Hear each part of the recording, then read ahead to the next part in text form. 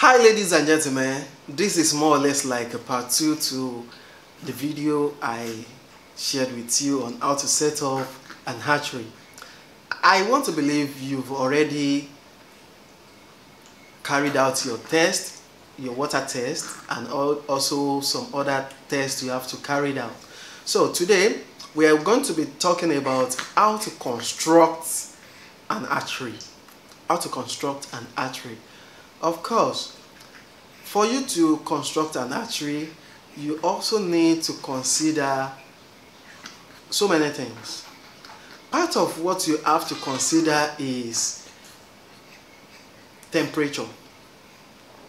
In your hatchery, you will need an airtight location where the temperature would be maintained almost for at least 16 hours in a day. Also, you will need to also consider light and darkness while creating your hatchery. So if you want to know more about this, I'm going to be sharing a link below this video where you are going to read up more about other things you also need to put in place in order to construct an hatchery, a well-profiting hatchery. In order to create such, you're going to be needing the link below this video. It's for free. Anybody anywhere in the world can actually look into that PDF. The document is a PDF, so it's something you can just read up and have a wider understanding of what I'm talking about. That being said, I'm going to be sharing with you my old hatchery room where I use for my hatchery, and I'm going to be telling you the reason why I add that in place. Are you ready? Let's go. Yes, so if you want to create an hatchery, you will need a tank like this. Already you must have done your setup. Of course, your setup is going to be better than this. And this is my own vat. I use white tanks for my vat, and can you see that is where the water is going to be coming in, and this is the outlet. Can you see the outlet? So those two things are the most important thing you need to put in place in whichever vat you are using. If you are making use of plastic, if you are making use of tarpaulin, if you are making use of concrete, you need to consider those two things. So let's assume you got this tank. You will cut off the head, or maybe you have it cut like this already. The next thing you have to do is like 1/3 of this, you perforate a hole.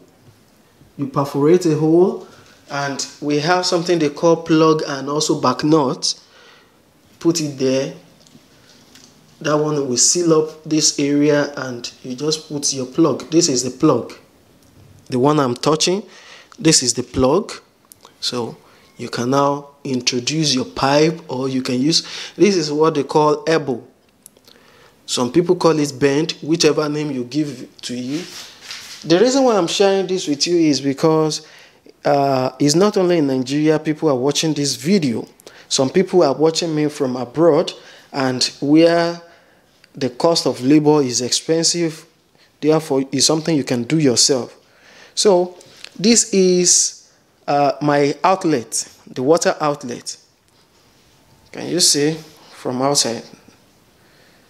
This is it. So we have the same thing here. This is the back nut. This is an elbow, just to bend it. It depends on you. If you don't want an elbow, no problem. So here, can you just take a good look at how I designed my own? Can you see it? Okay, and here you can see I perforated this. So let's assume I fill in this area with water. This one will be lowered.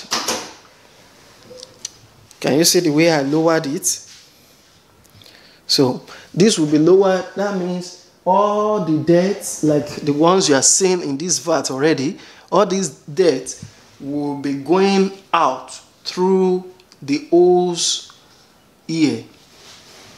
And the reason why I made use of this net is just to protect the smaller fishes anytime I hatch.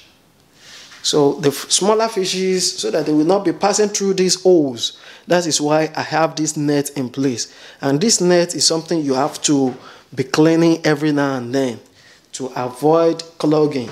By the time this debris covers this place, the water is going to rise and the water will not be passing through here. Of course, your fishes will also escape through here, and you know that's shortage on your path. So, and you don't want that one to happen. So I will always advise you clean this thing by rubbing like this, or by making use of another set. Here is another set. Actually, this is an abandoned hatchery, but I still have some fishes. Can you see them? I still have some fishes, the ones I couldn't take while I was transferring them. So I just left them to be playing. I hope you understand. So, and for your water, for the water outlet, this water outlet will eventually go out. Will go out to your sockaway or wherever you want to channel it.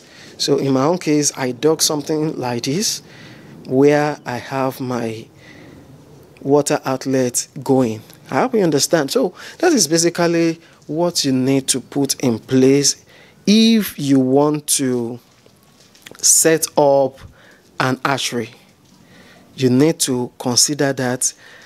And before you can set up your hatchery, before you can waste your money on buying all these things and the plumbing materials, you must have considered your water supply, and also even the site selection. You must have considered a lot of things. So I'm only sharing this with you because I thought you must have scaled through that previous selection exercise. I hope you understand. So that is basically what I want to share with you in this video. So if you have not subscribed, of course, I want you to subscribe. Please subscribe. Can you see me? Okay. Please subscribe so that I can share more useful tips with you. What is